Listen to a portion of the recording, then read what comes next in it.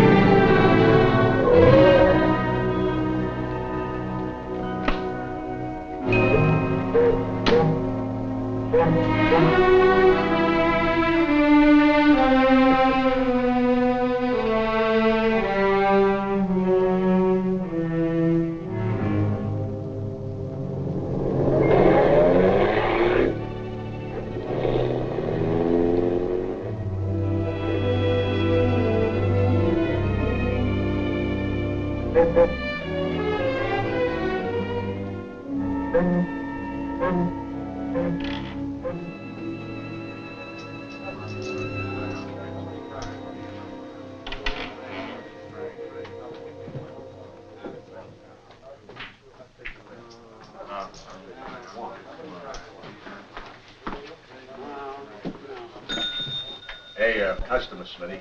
Okay. I'm out anyway. We're full up. Oh, I don't want a room. No? I want to see your house detective. Next Thursday? Try number 38. You'll have to knock hard. My house detective ain't exactly on duty Hey, today. Smitty, in or you're out? Yeah, I'm in.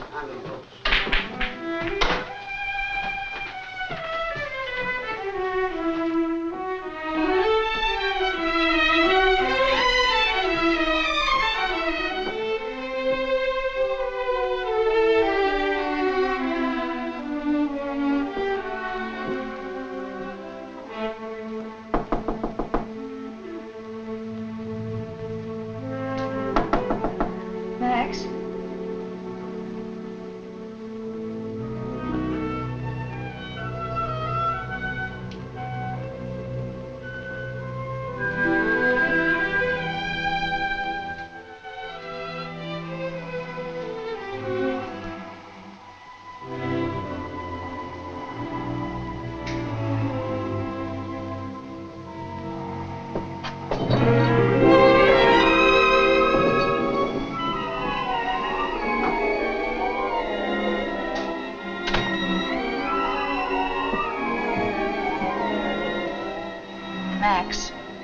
Wake up.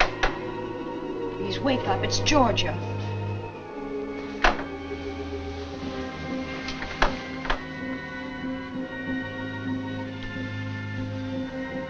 You never did learn to knock, did you? Max, I've got to talk to you. Never before breakfast, George. Even an ex-wife should remember those little things. Would you care to join me in a little breakfast? No. Oh, Max, stop this. It's important. I have to talk to you. What time is it? 7. 7. Night or day? Night. In that case, you don't look bad, George. Wonderful to have seen. Oh, Max, please listen to me. I need help. Help? Why come to me? Max, I wouldn't be here if I weren't desperate. Desperate? The whole world's desperate and I'm tired. Go away. Jeff is missing.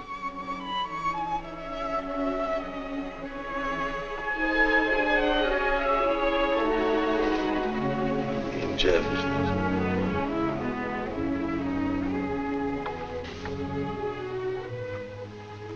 What happened to Jeff? Well, it was yesterday. I went into New York to see about a job. I thought I could get some proofreading and that I could do at home and earn some extra money. And when I got home around 4 o'clock, there was a note from Fred. Oh, what does Fred, that charming brother of yours, got to do with it? Well, he lives with me. Since when? About a year ago.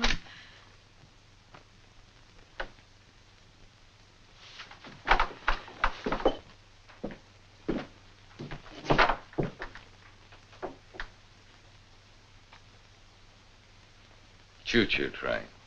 Well, you see, Jeff loves to ride You on haven't the train. gotten And back? Fred must... No, I waited up all night. I haven't been asleep Who's this at all. elder? He's the doctor Fred shares an office with. I've never liked him, but Fred says that... What do the police say? Max, I haven't been to the police. What? That's it. I'm so frightened, Max. It's this Dr. Elder. He keeps warning me not to go to the police. He said he won't be responsible for anything. Why? I don't know why. He won't even tell me where Fred went. Oh, Max, Jeff is so little. If anything happens, I can't think about it. Where do I find this elder? He's in his office across the hall from me every night from 8 to 10. Gives me an hour. I'll be there. Don't say anything. I won't, Max. Georgia.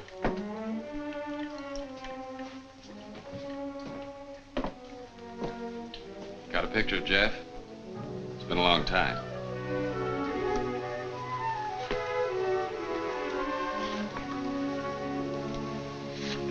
Taken about 6 months ago.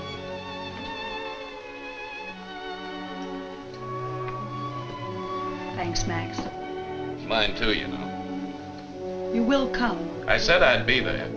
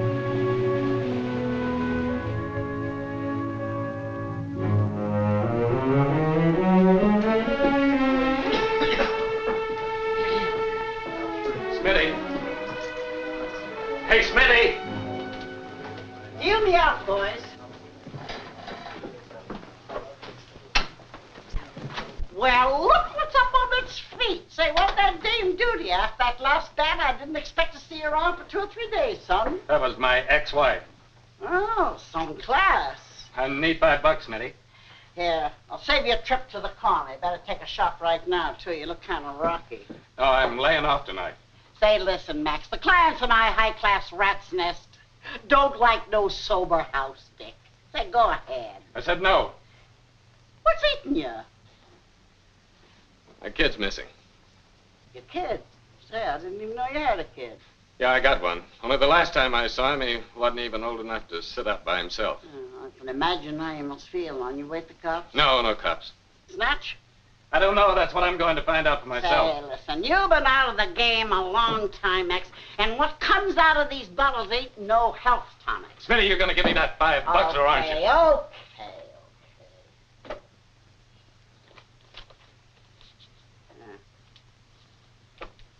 Thanks. Take it out of next week. You know anything about a guy called Elder? Doc Elder? I know what I know because I keep it to myself. Smitty, I told you my kid was missing. Do you know anything about a guy called Doc Elder? Run out of Philadelphia a while back for sewing up gun wounds. Shifty. Thanks. Got any cigarettes? Here. Get your own. Is Elder mixed up in this? From what Georgia says, yes, he is. In what way? I don't know. Look, when are you going to get this thing fixed? Take it easy, son. Take it easy. I phoned about it today. This thing chews up half your smokes. You're so wound up you're going to throw a spring. Yeah, I know. See you later. I'll be here when you want me.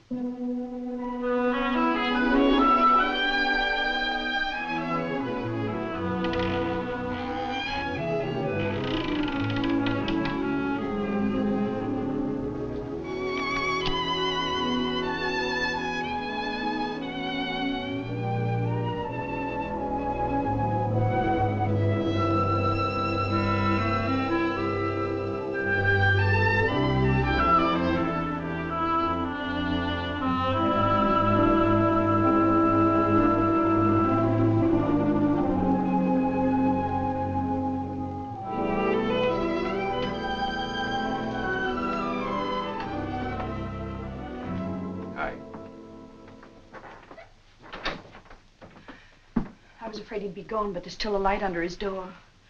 Are you all right? I'm sober, if that's what you mean. Be careful, Max.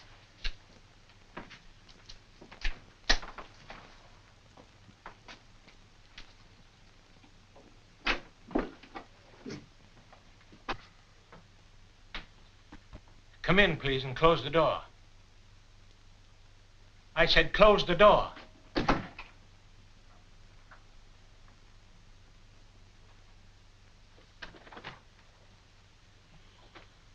I expect Mr. Otto Vargas recommended me. I've been waiting for a call from one of Vargas's friends. Just raise your hands, please, for the examination. I said raise your hands. I like to conduct my examination in my own way.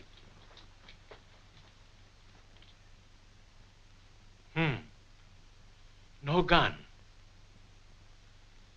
Sit down, please.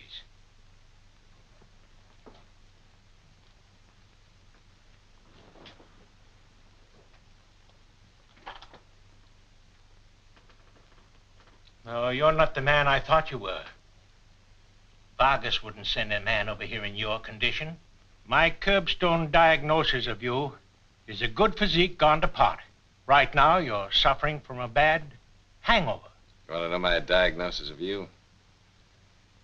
You're a shifty eye out for a fast buck with the guts of a angleworm. Who are you? I'll ask the questions. Where's your partner, Fred Mason, my boy? You're a boy, huh?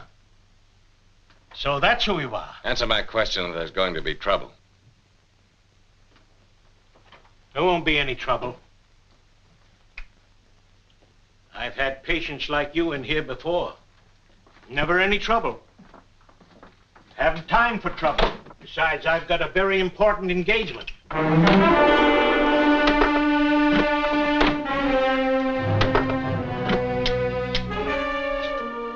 You'd better leave.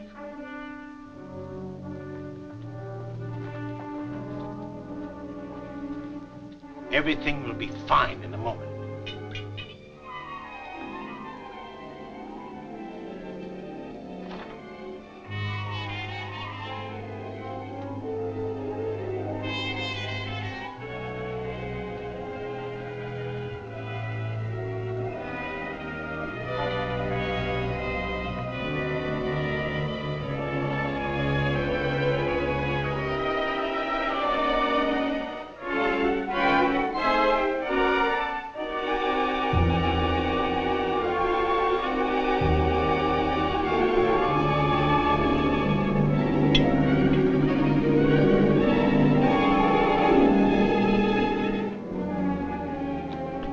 There we are. Now, bye-bye, Mr. Thursday. I'm not going any place. I'm afraid you must. Not until you answer my question. Licorice, huh? Yes. Licorice. Imported, too. Pleasant. It's a little illegal. You've had plenty of experience in Pennsylvania with the illegal, haven't you, Rick? It's time for you to go. Past time. You want me to go answer my question? Where's my boy? I'm afraid I don't know where Dr. Mason and your boy are. You're lying, Doctor. I think I'll just wait around and meet your friend, Mr. St. Paul. Do you know Mr. St. Paul, Mr. Thursday? I know a lot of things. Oh, no, you don't. You're a dipso. A drunk. You know what you are? You're nothing but a low-down lout. I'm afraid you're right. I am.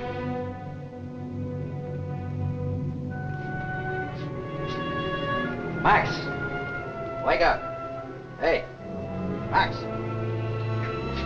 Wake up, kid. Come on. Up. Come on. Here's some coffee for you. Try it. It'll do you good. Come on. It won't be bad. Shaughnessy. Well, you got a good memory, Max. What mop you squeeze this out? How'd I get in here? Well, they picked you up last night about 10 o'clock, the prowl car. Well, you were lying out in the rain. Yeah, rain. Nailed it. How long have you been in here? About 12, 14 hours.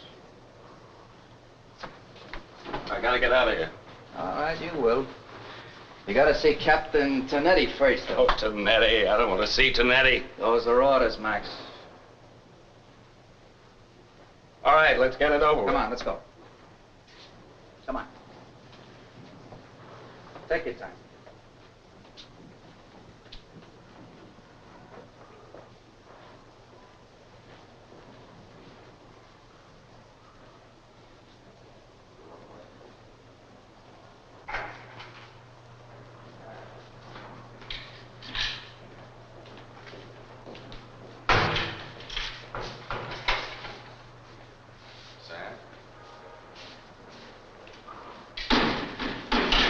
Hey, wasn't that Max Thursday? Yeah, that's the great Max Thursday. He was always too cocky for me.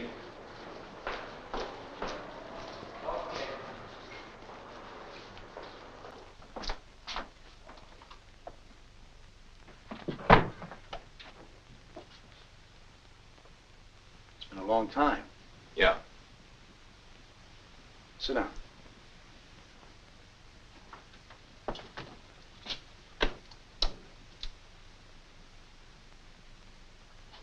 I gotta get out of here, Mark. Sit down, Max. This is a lousy business. I should have been a priest like my mother wanted. Get the confessions either way. Never mind the jokes. What happened, Max? What's happened to you? Liquor was imported, and I'm used to rot-gut. I don't mean last night. We'll get to that later. I mean you. You. Look at yourself. No law says I have to listen to this, is there? Yes, there's a law. We were friends. I've got a right to know. I thought you had guts. I'll worry about my gut. You just give me that little slip of paper, and I'll leave. You let the newspapers beat you. That's what you did. I understand about the Folger case. No sleep, tension, waiting 72 hours for that hoodlum to walk through the door. I would have had a bottle handy myself. It's just tough that a lousy reporter got a whiff of the whiskey and turned on the heat. Why do we have to go through all that again? Because I've got to know what's happened to you. All right. So the papers massacred you. And you were on every front page for a week. And I had to suspend you. But that don't knock out a copper like you. You knew sooner or later you'd be back here with me. What happened, Max? What happened? Just decided to stop being a cop. I don't believe it. Not you. You like being a cop. You liked it better than anything in the world. I just didn't know about cops, Mark. What are you talking about? Ask Georgia. Ask them what they're like in the house.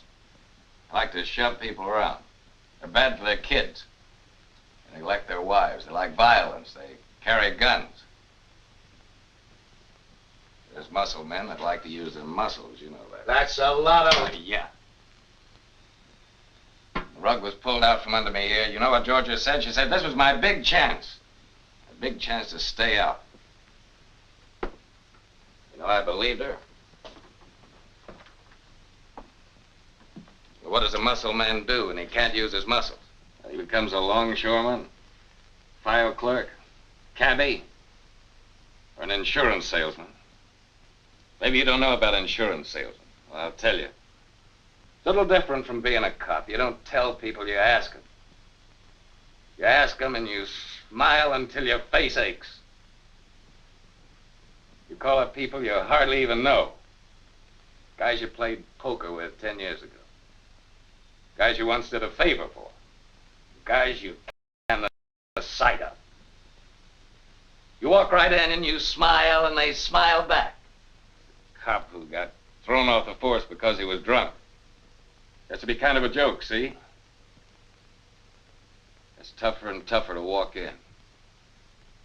One day you take a drink to help. The next time you decide maybe 2 would be better. And then one day you decide to take 3 drinks and not walk in at all. You fill in the rest, Mark. Now can I get out of here? I say, can I get out of here? Sorry, Max. We're going to take a look at a body. I'm not interested in looking at a body. You should be. The body's named Elder. Take off the blanket, Doc. It ain't neat, Mark. Nobody's going to faint. Take it off. Okay.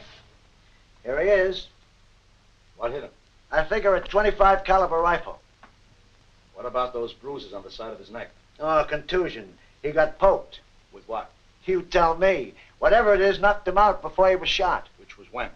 Well, let's say somewhere between 8:30 and 10:30. Now, can I put him away, or do you want him on permanent exhibition? No, I've had enough performance. Let's get back to the office. You better start dreaming up some bright answers.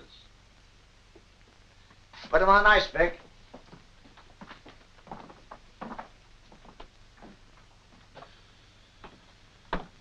Sit down, Georgia. I want you to tell your story just as you told it to me this morning. Didn't you know I'm suspect number 1, no alibi? Mark, Go on with your statement. About 5 minutes after Max arrived last night, the phone rang, right? Yes, And? Well, I couldn't tell if it was a man or a woman on the phone. The voice just said if I hurried down to the drugstore at the corner of Cranberry and Henry Street that I'd hear about Jeff and Fred. So I rushed out of the house and got a taxi and went there. And when I got there, there was nobody in the store but the proprietor, and he didn't know what I was talking about. So I got another taxi and went back home. And as the taxi drove up in front of the house, I saw the front door open. Wait a minute. Hold it, Jay. Is this something you didn't tell me this morning? Oh, Mark, I was so upset this morning, I don't know what I told you. I do. You told me you got home around 10 o'clock. Saw nothing, heard nothing, and went right to bed. Well, oh, Mark, that isn't true at all. That isn't what really happened. It was much earlier, probably around 9:30. And as I sat in the taxi in the front of the house, I saw Dr. Elder helping Max down the steps. You just waited in the cab? You didn't speak to him? Well, Max had been drinking, and he doesn't like me to see him that way. That ought to do it just fine. Only it's a little dangerous. Dangerous? For you, I mean. It involves you pretty deep. Deeper, I imagine, than you really know. A false alibi. Now, wait a minute, Mark. Save that for the station house. Who says that George's statement isn't true? How about that slip of paper that gets me out of here? I can crack that alibi anytime I want to, and you know it. For the time being, I'm gonna let it ride. Now, how about letting loose with some of that information you pried out of Elder? You're wrong. I didn't have any. Maybe you can convince him that the police department has a better chance of finding your boy than he has. Maybe he'll talk to you.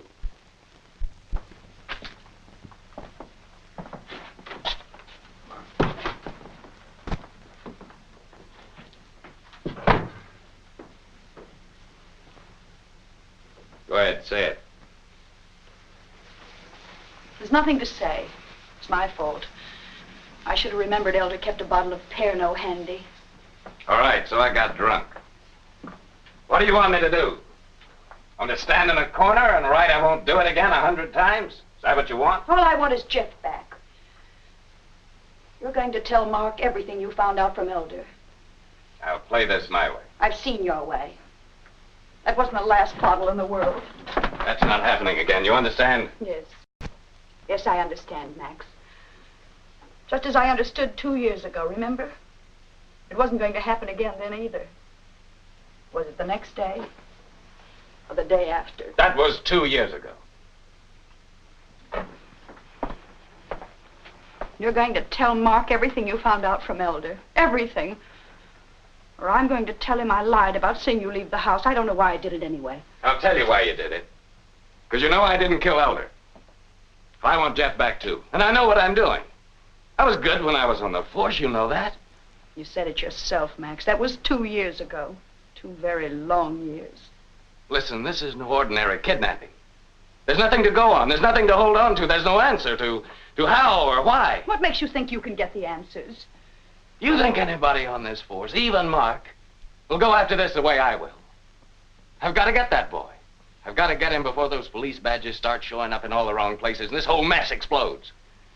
And it will explode. I'm not trying to throw a scare into you, Georgia. But when it does, anything can happen. You understand? Anything. And I'm laying off the bottle. All I need is a little more time. There is no time. All right, so there isn't any more time. I'll have to do without it. Tell Mark anything you want.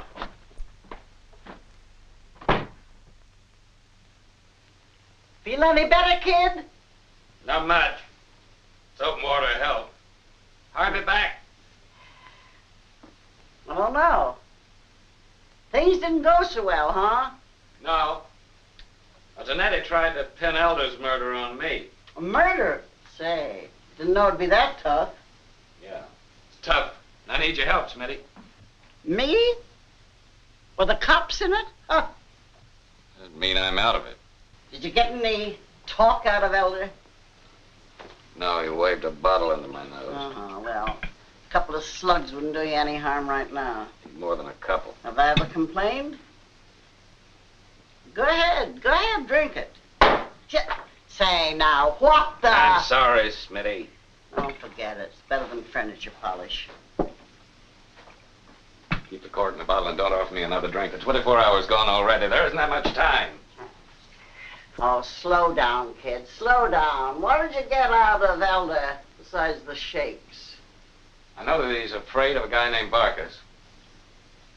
First thought I was one of Barkus's men. Sure thought about that. Who is he, Smitty? It's the only shirt I could find. It cost me $1.98.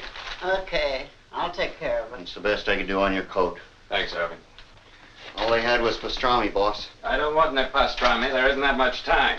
You're gonna take time if you want any talk from me. You ought to know better, Max. She always gets her way. Okay, Harvey. Go out and cover the desk. Say, when are you gonna get a rubber tip for that pogo stick?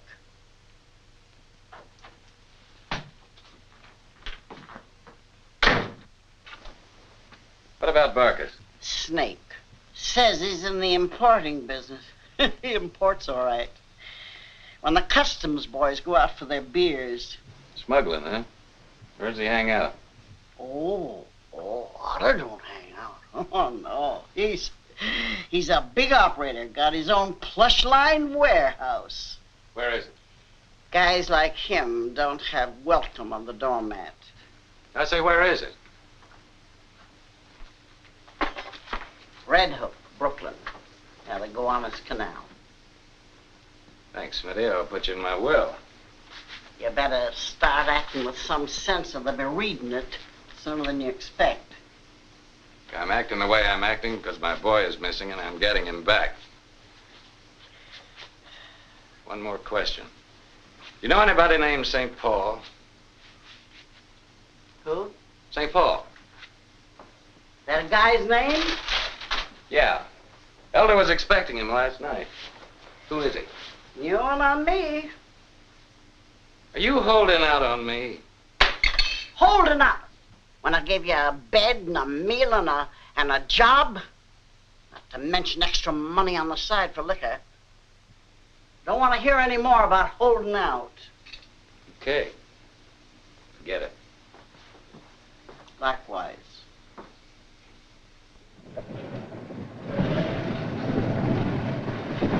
No fellow around here called Marcus? Well, that Milton over here. That's his. Thanks.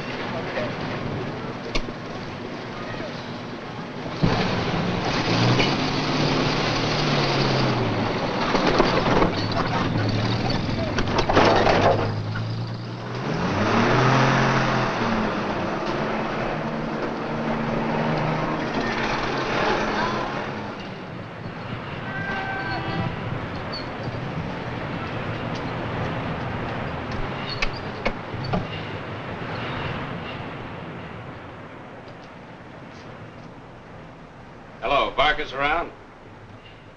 Why do you want to know? Because I want to see you. So does a lot of other people. But you can try. Take the elevator back there. 3rd floor.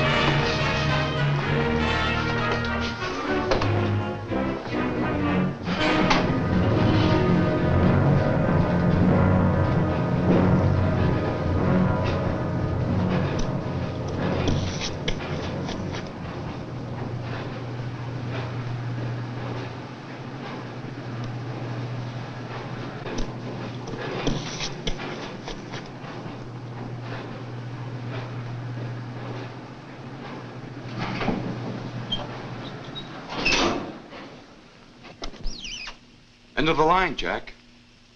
Hey, Jack, you just come up for the ride, or you have something on your mind? I'm looking for Otto Barkus. Okay, what's your business? My own.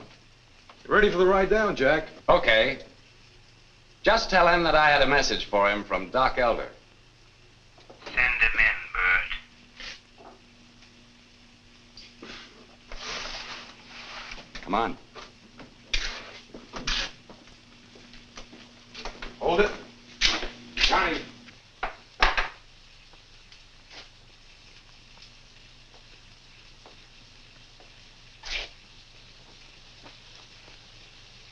Nothing. Let's go.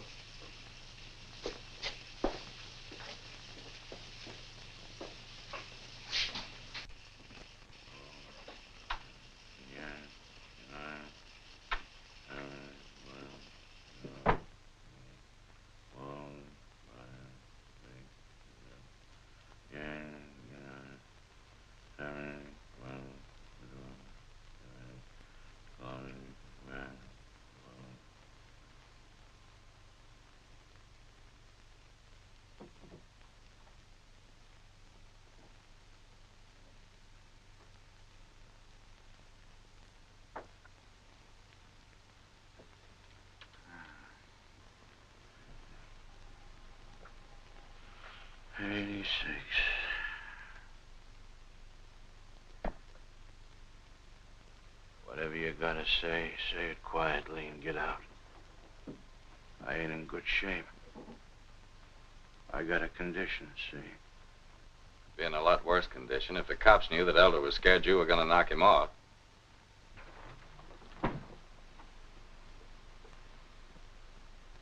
I keep very calm, see? Very calm. That's orders. I don't get excited. You got lonesome, though. Bert handles all the excitement for me. You ever see this mug before? No, I haven't. You're a tough boy, ain't you? What's your name? Thursday. Thursday, eh? Max Thursday, maybe? That's it, Max Thursday. I thought you looked familiar.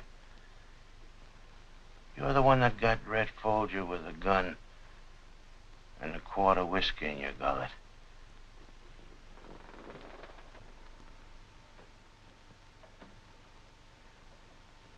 I always liked Red.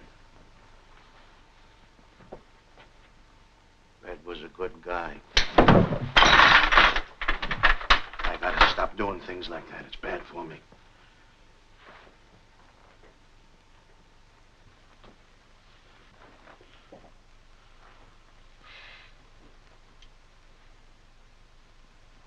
All right, now.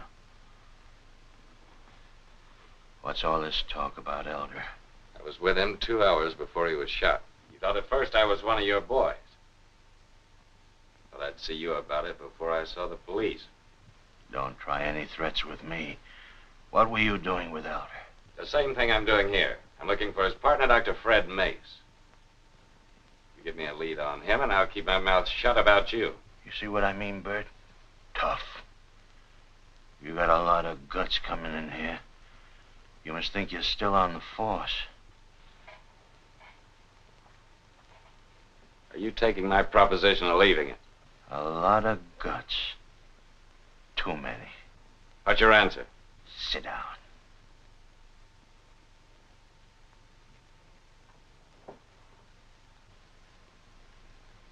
All right.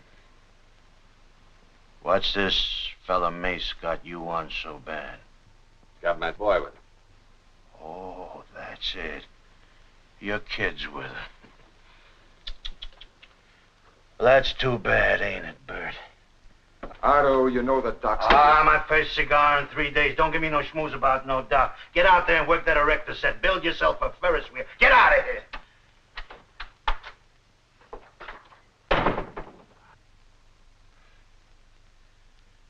All right.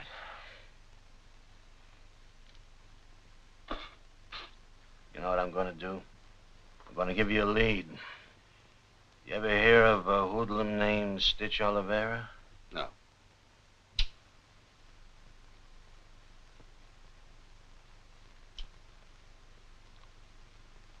Bad boy, Stitch.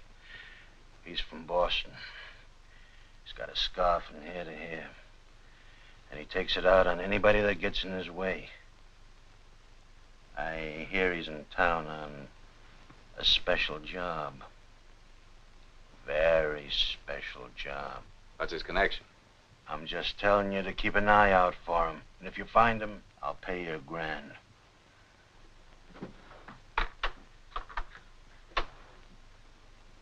That's so you'll know him in case you run across him. I got some special friends get me little pictures like that.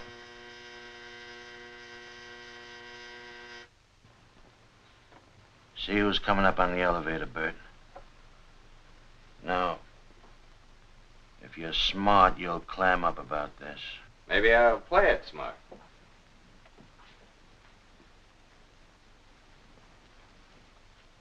Where'll I find St. Paul? A guy like you can make an awful lot of trouble for himself. What do you know about St. Paul? I just want to find him. So do a lot of people. Locate Oliveira and we'll get to St. Paul. That's why it's worth $1,000 to me. Then maybe we'll do business. Maybe. Now get out. I gotta take my pulse again. It's jumping. Get out. St. Paul seems to make a lot of people nervous. Go on, get out of here, get out!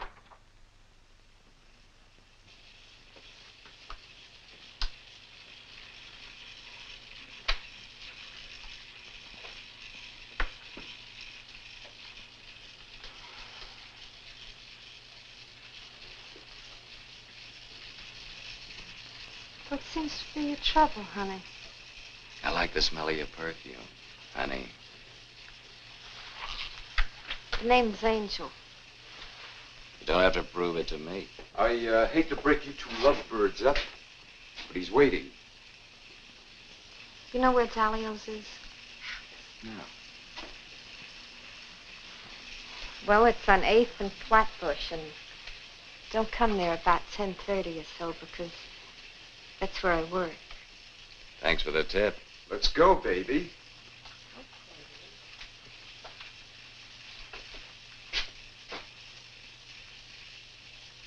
All right, you're next, Jack.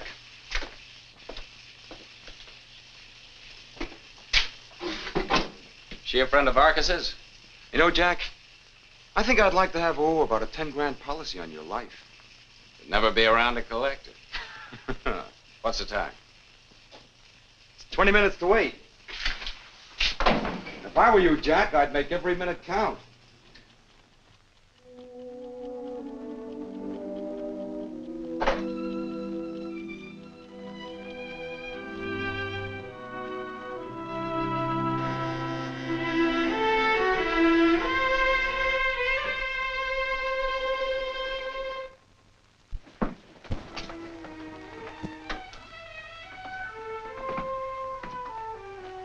Don't worry, I'm still sober. Tried some lights. I didn't even know it was dark. I've been waiting here all day. I don't think I can wait much longer. What happened to my blue-coated ex-buddies across the way? The last one's left about 1:30. When you rang the doorbell, I thought it's the police again, and they found Jeff, and he's not alive. Jeff's alive, all right. Max, you found out something? No, not yet. But I believe that he's alive, and you've got to believe that too, Georgia. Listen, when I came here last night, there was a girl just leaving, a blonde. She had on a brown raincoat and a beret. Yes, I remember. She was here to see Elder. Who was she? I never paid any attention to any of his patients. They were all cheap and strange. Well, didn't Fred know what kind of a doctor this Elder was? Well, I suppose he knew, but Elder was paying most of the rent, and I think he was loaning Fred money besides. That would make a happy difference with Fred. It was because of some girl. He couldn't stop seeing her. What was her name? I never even saw her. I think he met her through Elder. Georgia, did you ever hear Fred or Elder talk about a man called St. Paul? No. You're sure now? Because this is important. Oh, please, Max. No more questions, please. I can't think straight. Please. All right. No more questions. Any whiskey in the house?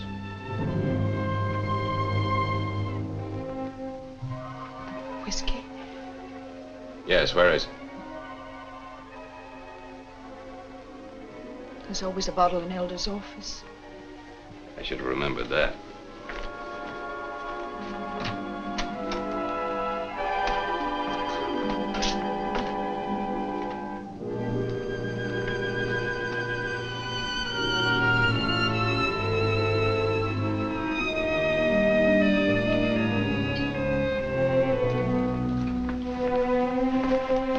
Max, you can't.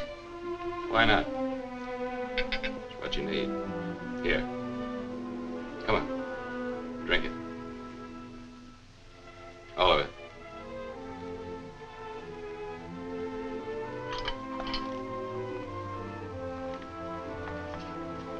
At least it'll loosen up those muscles in your neck. Okay. You better go on back to bed. What time is it?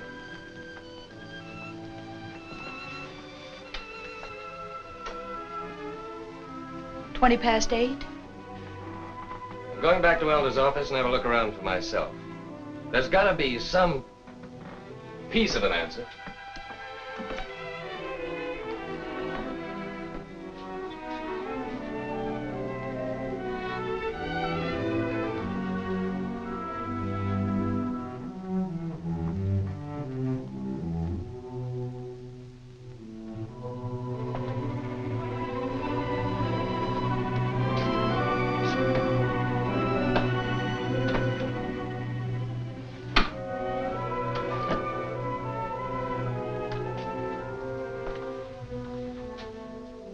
told you to get some sleep. I can't. Do you mind if I sit in here? I don't want to be alone. Do anything you like.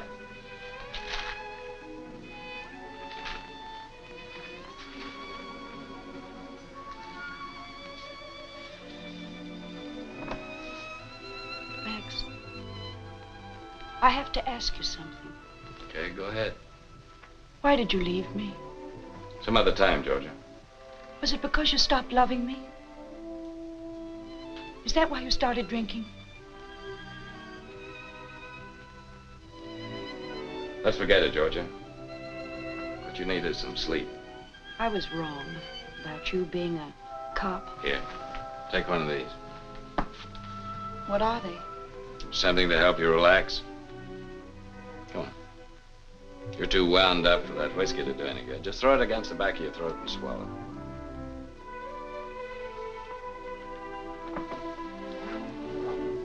All right, lie down.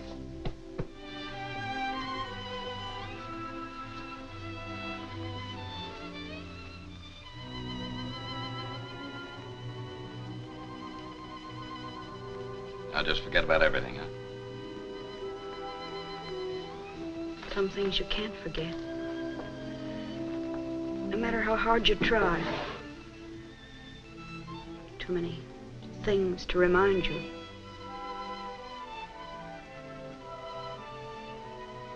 Like this robe, for instance. Remember? Yeah, I remember. There were some good days. Weren't there, Max? Sure, there were good days. There were some of the best.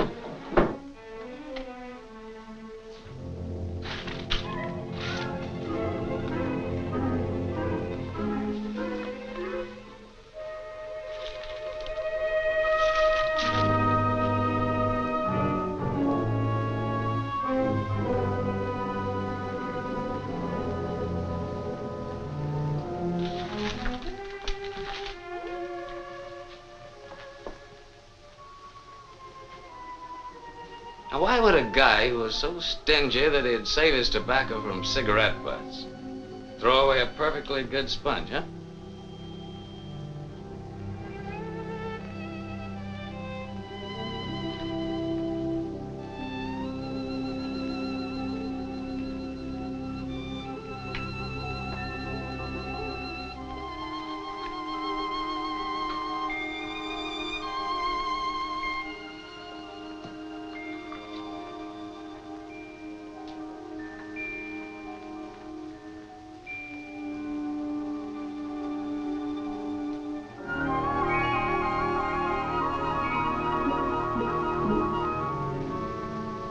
Georgia.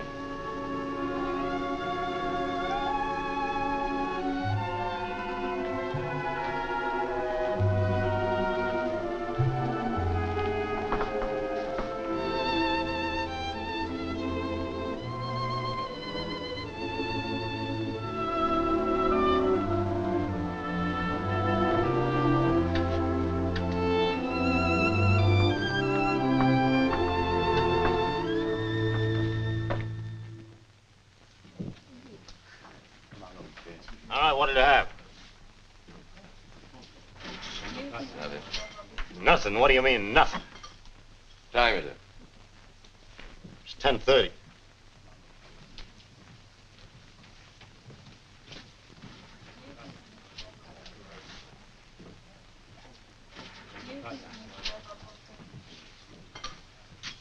You got a nickel?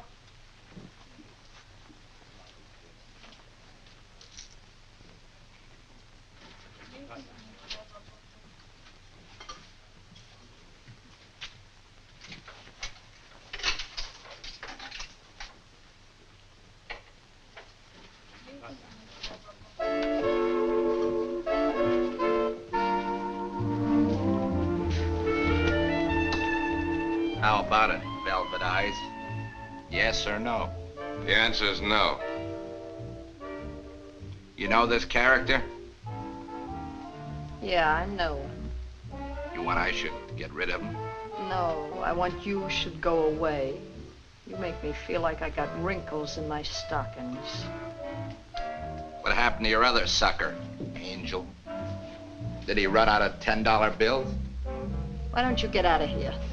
Go on. Flow.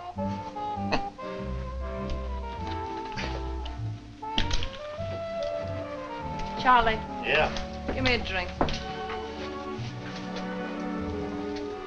Well, your friend here says he don't want anything. Oh, he'll take the same as I have.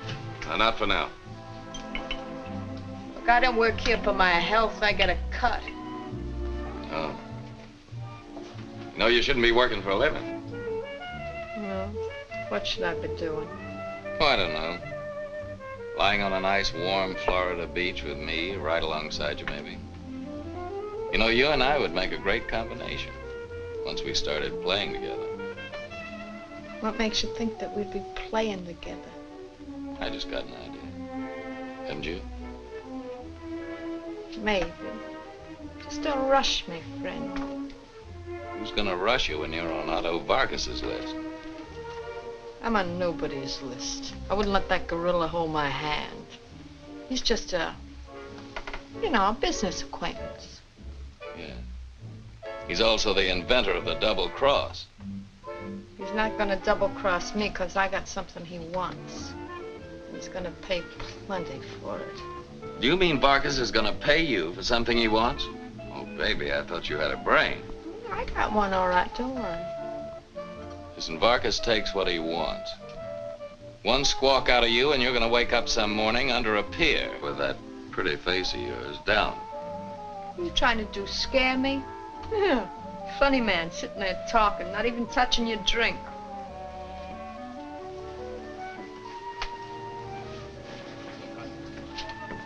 You had a glass in your hand before, I can tell that. Well, I was just staying sober long enough to give you a little advice. No, to Vargas, you're nothing but a 2 for a nickel day. He can get rid of you any rainy afternoon. You know, I don't like that kind of talk. Charlie, give us a couple of more drinks, and this time put some ice in them. Right. You interested in Ice Angel? Hmm? It's a nice hunk of it.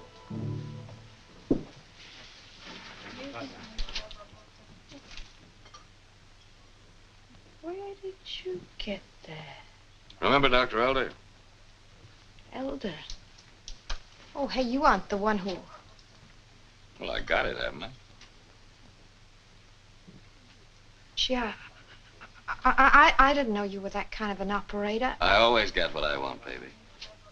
Oh, what do you want now? You, rest of the ice. Oh, well, I don't know anything about it. Look, you were at Elder's the night he was shot. How do you know that? Say, who are you anyhow? Oh, I'm just that fellow that wants to drive you down the Florida beach in a nice yellow convertible. You keep monkeying around with Vargas, and the only ride you're going to take is going to be in a hearse. Why don't you get out of here? I think you're too smart for this world. Go on, get out of here. Okay. Sorry I won't be seeing you around. No, wait a minute.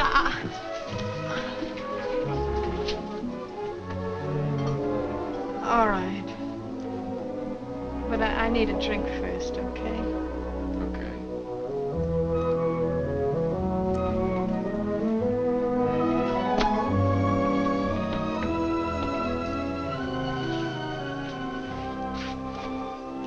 All right, what you got? The rest of the necklace. You got it? Well, I got the guy who knows where it is.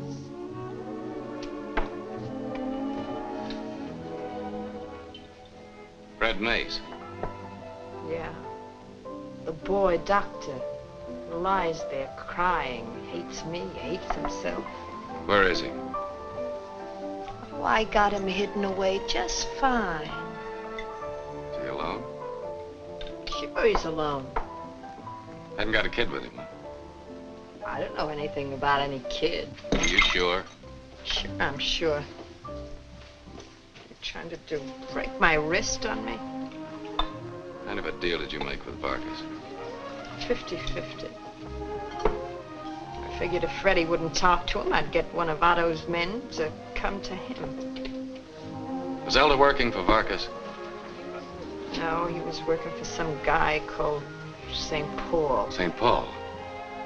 Yeah, St. Paul had the contacts to smuggle stuff into the country, and Elder was the pickup man. Do you know St. Paul?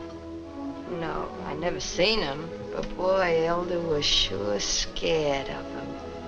That's why he had Freddie pick up the stuff for him. Freddie kept the stuff for himself, huh? Freddie?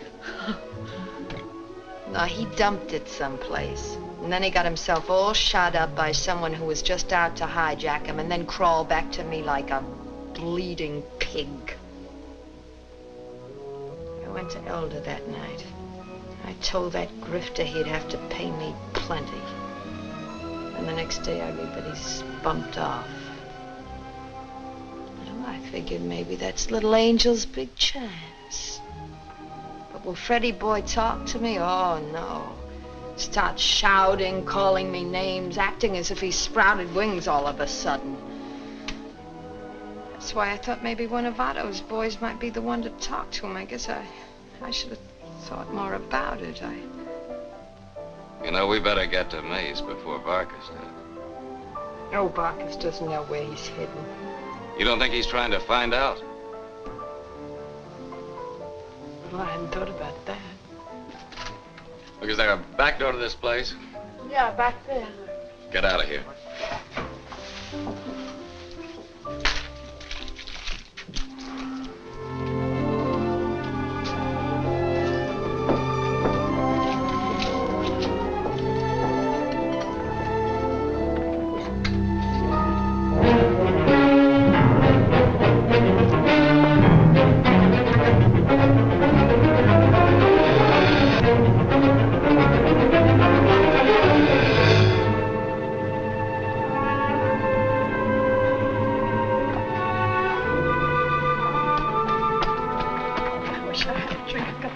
Like it was the North Pole. Oh, bad.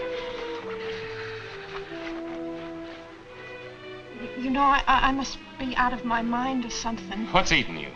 Well, guys have been lying to me all my life. Why should you be any different? Here. Why should you? Why don't you tell me? Look. I'll show you.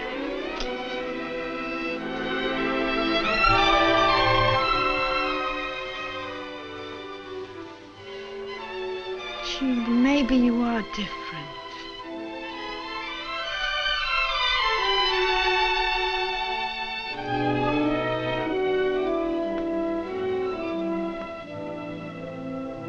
Oh, I got such a yen for you. It hurts like a toothache. I'll have to stand the pain just a little longer, baby. We've got work to do. Hey, you weren't kidding me about that Florida deal, were you? Well, you ought to see me in one of those Riviera bathing suits with the middle missing. Oh, I'm a wow. Yeah.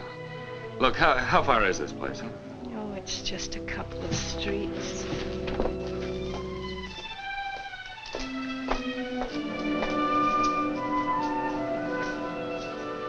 You know, I told the guy who was supposed to take care of this haunted house that I wanted to store something valuable. Well, my bag's close enough. Put your hands on the banister and don't move. You know, you and this ex-cop over here, lady, you shouldn't try to double-cross Otto Varkas because he just doesn't like it. Ex-cop? Shut up and come down the stairs, the both of you, and don't try anything funny.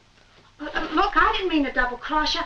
Sure, I know all about it, but why don't you tell it to Otto? It'll be a lot funnier then. Now come down here, the both of you.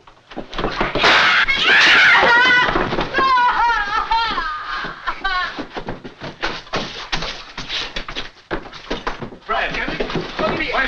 Get Mason, you got everything. Now, leave alone. Let's get Mace. Go.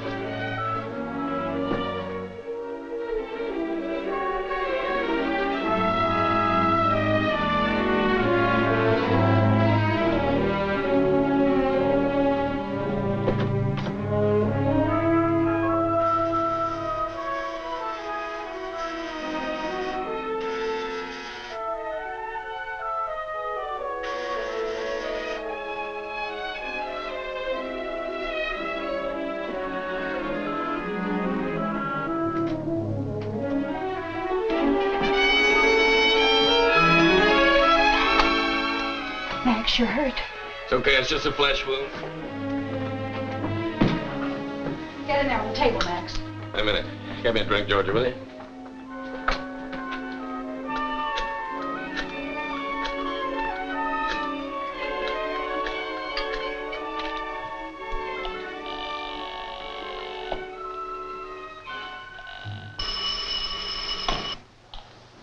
Homicide Bureau, Detective Johnson speaking. Well, Johnson, this is Max Thursday. Yes, Lieutenant. I mean, Mr. Thursday. Will you put me on to today? It's urgent. Sure. He's not in right now, but if you leave your number, I'll have him call you. Okay. Have him call me as soon as possible. Tell him I'm at Triangle 72062. You got it? Yeah, I got it. That's important, remember? Okay, Thursday. Relax. Tell him it's about my... What do you want? Wanted to talk to Tonetti. Sounded like he was tanked up or something. Give me another drink, will you? In here on the table, Max.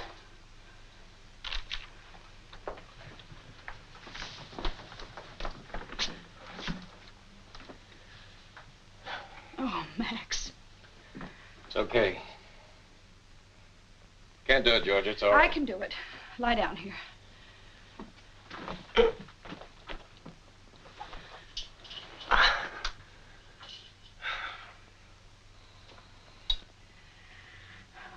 I'll get you another shirt. Fred has lots of them upstairs. I almost got to him, Georgia. To Jeff? No, to Fred. I was within 50 feet of... Within 50 feet of finding out where Jeff is. That almost again, Georgia, almost. Oh, darling, don't say that. It's always almost until you get there. Some people never get there, do they? It's gonna hurt.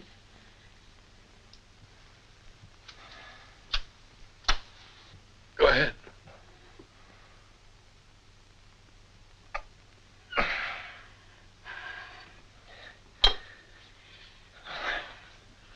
Let's not do that again, shall we? It's all over but the bandaging. I had to clean it.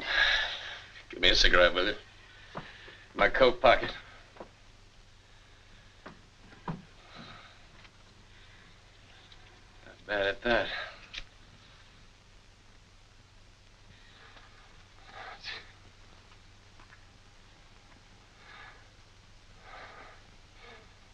Fred was shot by somebody while he was picking up some diamonds that Elder was smuggling. Is he badly hurt? I don't know. I didn't get to talk to him. Go on, Max. Tell me. I did tell you. I didn't get to talk to him. But you know where he is. Yeah? Yeah. A couple of Barkis's boys dragged him out. Max. Max, what about Jeff? I don't know. Why didn't Tonetti call me up? I've got to have another drink, Georgia. I need lots of drink. Why kid ourselves? Smitty was right. I shouldn't have gotten mixed up in it. You shouldn't have gotten mixed up in it. You're Jeff's father. Georgia, you just fixed up a bullet wound in me. You want to know why I didn't shoot first? I used to be pretty quick on the draw, remember? Yes. I didn't shoot first because I didn't have a gun. Now, I didn't have a gun because I could hit a pop bottle in front of my nose. Look. That's with a couple of drinks in me. You put a revolver there, and it's a palsy. I'm just a burned out cop. Oh, that's not true. You've proved it's not true in the last 2 days. I've been going on my nerves and I haven't any left. Let Tonetti take care of this. Leave me alone. No. No, you're not quitting. What do you want from a guy with the shakes? I've gone as far as I can. You haven't gone as far as you can until you're dead. Georgia, I'm trying to tell you. I know what you're trying to tell me, and I don't care. I don't care if you're drunk the rest of your life. I don't care if we never see each other again. I don't care if they kill you or me. It's Jeff. That's why you're not quitting. I won't let you. I say let Tonetti take care of this. At least he knows what he's doing. No. No, you told me nobody, not even Tonetti, would go after him the way you would. I believe it. If you haven't got a gun, go without one. If you can't walk, crawl. but you're going to bring Jeff back. You can't fail him, Max. You can't.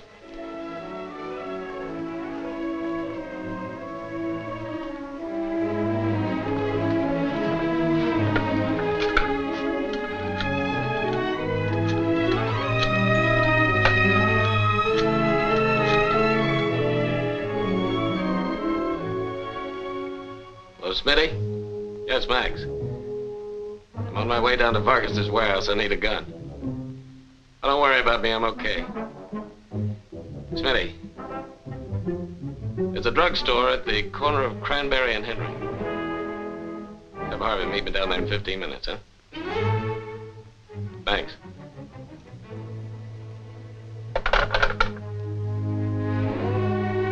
How about that shirt?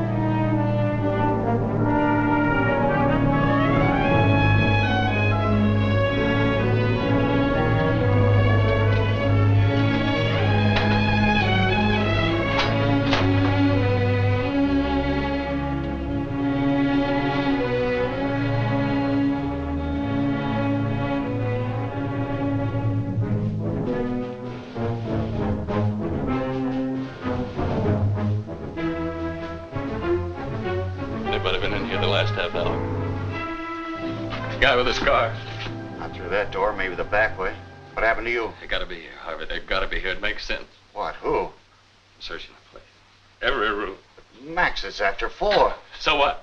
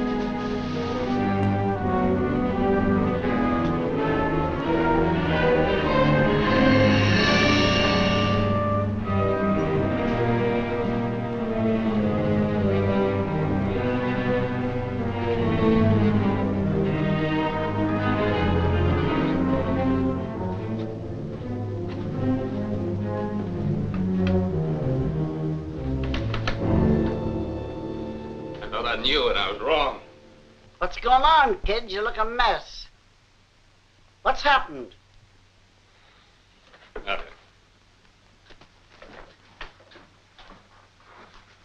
Nothing happened. That's what's wrong.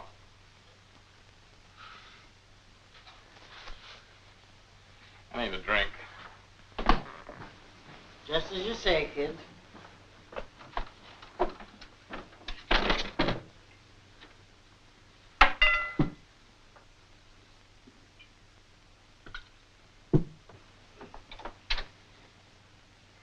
You look like you'd come to the end of the street, Max. Yeah. Take that up to your room and get some rest. You told me on the phone last night you knew where Mace was. Yeah, I knew, but Oliveira got there first. Oliveira, huh? He got away. These came out of his pocket. That's why I came back here. I thought maybe. Hey, probably 100 machines in town that split a pack like that, Max. Yeah. It's a long chance. You're right, Smitty. Rummy shouldn't get mixed up in a mess like this. Get yourself some sleep, kid. Sleep. The bottle will help. And I was the smart guy that knew all the answers. Relax, Max. You found Oliveira as the guy you wanted, and... It wasn't Oliveira. No, there's been one name from the beginning, just one. St. Paul. That's who Oliveira was working for. That's who Vargas was really afraid of. Elder. Elder was working for St. Paul, too. He tried to double-cross him. St. Paul made an appointment and knocked him off. Polish off the bottle, Max. Get yourself some rest. You know, it wasn't only that rip pack of cigarettes that made me come back here.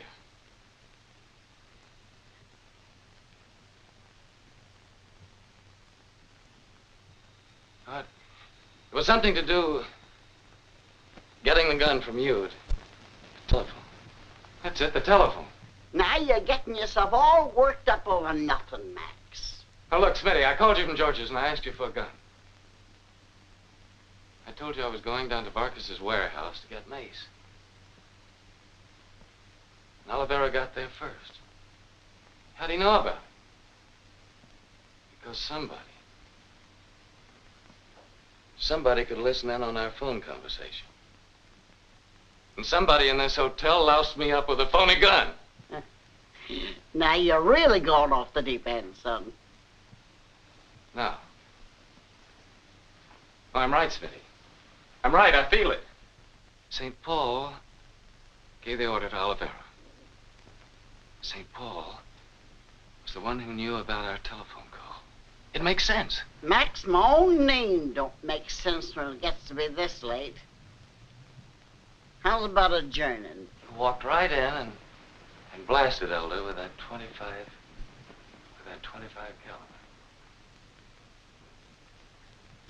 Elder was scared that night. He was ready and waiting with a pop gun all his own. He didn't pull the trigger. Why didn't he pull the trigger? He must have seen St. Paul's gun. No. That's it. He didn't shoot because he didn't see the gun. He couldn't. Nobody could. It was concealed. Smitty, you remember reading in the paper about how Elder was poked in the neck with a sharp instrument before he was shot. Remember? That was it.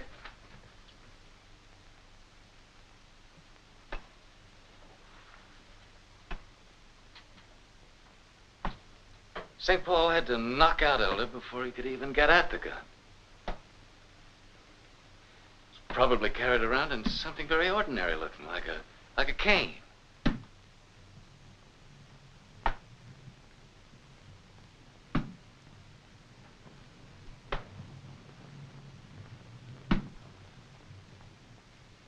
Or a crutch.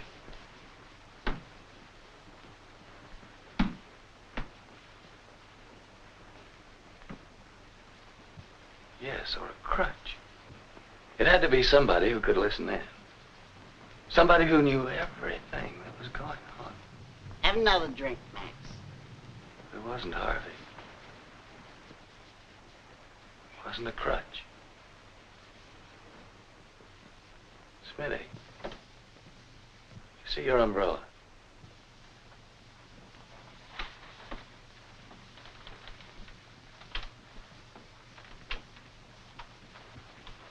Sit down, umbrella.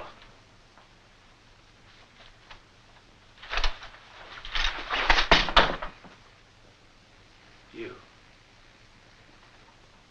St. Paul. I always said you was smart, kid. Might have figured you'd get too smart. My friend. Standing behind the desk, giving me advice, and all the time you knew about my boy. Had nothing to do with your boy. Well, you had some idea, didn't you? Didn't you? Well, an idea, maybe. Why didn't you tell me? Was your tongue ripped out? Stakes were big, Max, and needed your help. My help? First, I tried to keep you out of it. When I found I couldn't, I decided to use your brain to help me find Mace. So I could get my hands on him. And then on the diamonds. It's a good plan, Max. It's worked. You murdered. You stole. You kept my boy away from his mother. Oh, I know what you're thinking. But you don't know what it's like to be old with nothing to look back on, nothing to look forward to except more of the same. 5 years ago I started. First small jobs, then big ones. And this job, the biggest of the lot. String of diamonds that'll keep me like a queen for the rest of my life. Oh, shut up. You make me sick. telling you because I want you to know. It's my big chance, Max. And nothing or nobody's gonna stop me. You understand?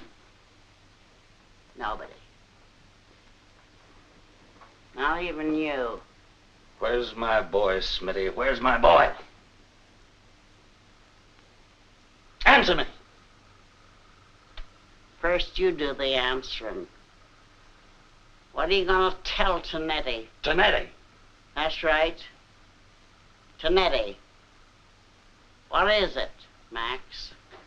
Cop or friend? Which side are you on when the chips are down? Not your side, Smitty. Say, that ain't a smart answer for a guy in the spot you are. I thought you wanted to get your kid back. Oh, I'm getting him back. What did Oliveira do with Mace? Mace? Mace in there.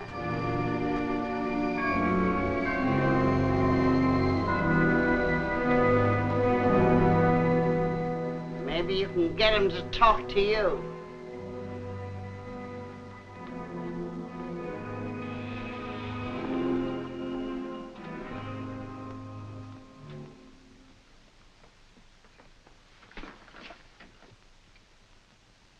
Fred. Fred. Fred. It's Max. Max Thursday. Max. Max. Fred, what happened to Jeff? Where is he? That's why I haven't talked. I was afraid they'd kill me. You'd never know. I had to do it, Max. I owed Elder 5,000. He said... It's all right, Fred. Where is Jeff? Boarding house. I picked up the diamonds. I left him there. It's just for an hour. Because she was a nice woman, Max. I was being followed. That's not important right now. What's the address of this boarding house? Camden. 793. Spruce. 793 Spruce. Max. Max, those diamonds. I don't want any parts of them. I mailed them to...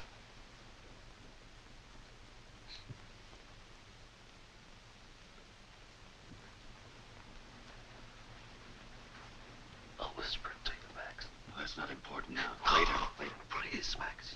You gotta know. All right. Don't move.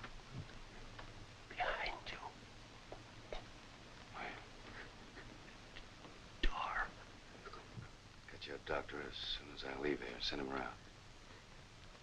Thanks for taking care of Jeff as long as you could. Gonna be all right. See you later.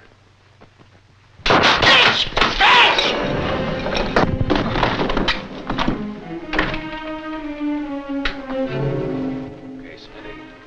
Start backing up. I never did like him, Max. One less to split with. I said start backing up. All right, Max. Now open the door. What do you got in mind, kid?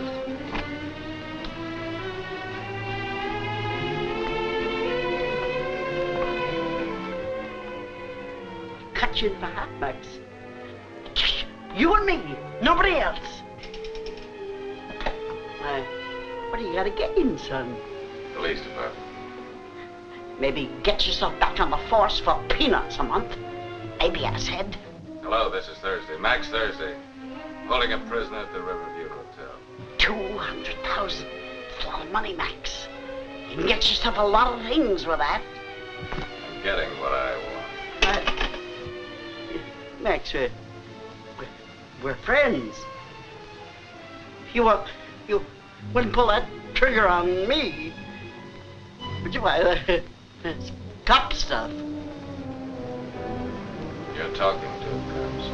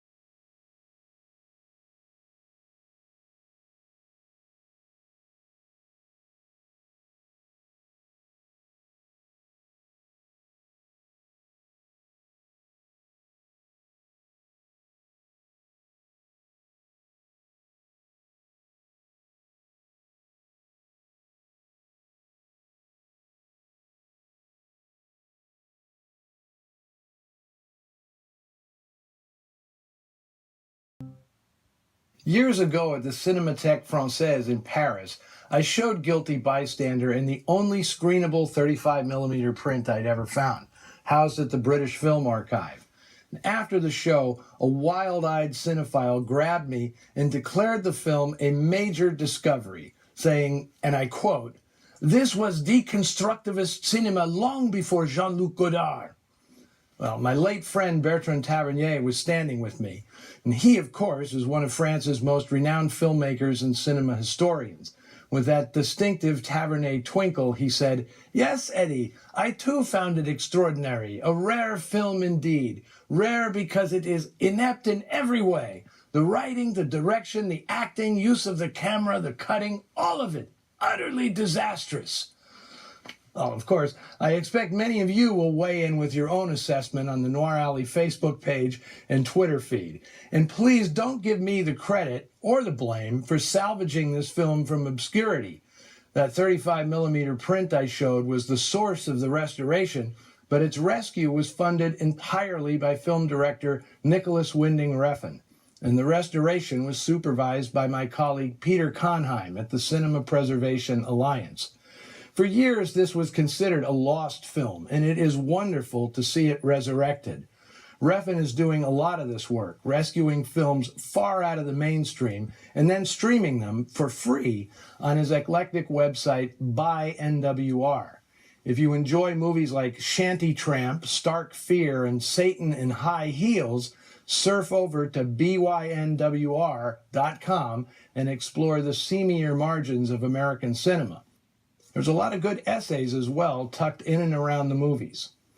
Now, you may have noted that Max and George's son is never seen in the film, at least until that egregiously happy ending.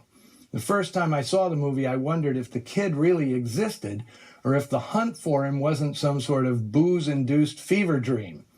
Well, the actual reason is more prosaic, but also more ominous. Ever since the kidnapping and murder of famed aviator Charles Lindbergh's infant son in 1932, Hollywood had a self-imposed ban on showing child abductions. MGM finally broke that unwritten rule in 1956 with the release of Ransom, starring Glenn Ford and Donna Reed. Guilty Bystander would be the final film for two of its performers. Mary Boland was 68 when she made this film, a long way from her heyday in the 30s when she co-starred with Charlie Ruggles in a series of films inspired by the 1935 classic, The Ruggles of Red Gap. She was also memorable in The Women and Pride and Prejudice. Well, maybe you agree with me that once you've seen Smitty, she's among the most memorable characters Boland ever played. This was also the final film for J. Edward Bromberg, one of the founders of New York's Group Theater and a prominent Hollywood character actor during the 30s and 40s. Bromberg had been exiled to New York by the anti-communist witch hunt, and the high blood pressure suffered by his character was no act. Bromberg died the following year of a heart attack.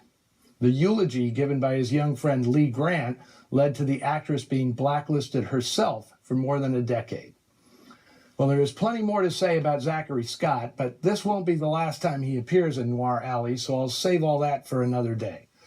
I will sign off this week by noting that the book that started it all for me, Dark City, The Lost World of Film Noir, is out this month in a newly revised and expanded edition.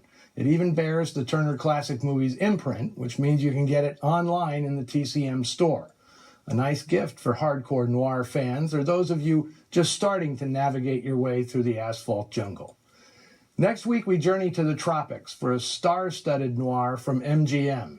Robert Taylor, Ava Gardner, Charles Lawton, Vincent Price, and John Hodiak sweat out intrigues and betrayals in The Bribe. So make sure your passport is up to date because I don't want to leave you stranded at the airport. See you then.